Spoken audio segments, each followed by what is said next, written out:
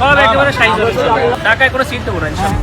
প্রতিপক্ষ দলকে এভাবেই হুঙ্কার দিয়েছেন ঢাকা ১৭ আসনে জামাতের প্রার্থী ডাক্তার এস.এম. খালেদুজ্জামান। তিনি বলেন, সারা বাংলাদেশে এখন সব জামাত আর শিবির, ঢাকায় কোনো সিট দেব না, কোনো ভয় পাবেন না, সব একেবারে সাইজ হয়ে যাবে। জামাতের এই প্রার্থীর এমন হুঁশিয়ারি বক্তব্য সামাজিক যোগাযোগ মাধ্যমে ছড়িয়ে পড়লে মিশ্র প্রতিক্রিয়া জানায় নেটিজেনরা। অনেকে বলছেন, হঠাৎ করে কেন এমন ক্ষুব্ধ প্রতিক্রিয়া জানিয়েছেন জামাতের এই প্রার্থী।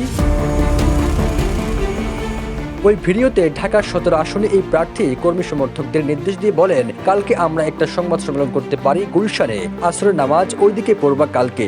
তিনি আরো বলেন, এবার ইলেকশন হবে ঈদের মতো, কে কি বলছে এটা নিয়ে ভয় পাওয়ার কিছু নেই, সব একেবারে সাইজ হয়ে যাবে।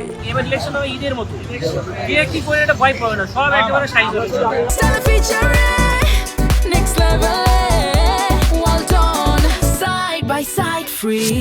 জামাতের এই প্রার্থীকে আরো বলতে শোনা যায়, শিবির ছাত্র সংসদ নির্বাচনে সব গণহারে জিততেছে, শাশ্বতেও জিতে আসবে। সারা বাংলাদেশের সব জামাত আর শিবির, ঢাকায় কোনো সিট দেব না। এদিকে ঢাকা ১৭ আসনে জামাতের প্রার্থীর সাথে ভোটের মাঠে লড়বেন বিএনপি চেয়ারম্যান তারেক রহমান। শিবির হলো ছাত্র সংসদ সব গণহারে জিতবে, শাশ্বতে জিততে হবে।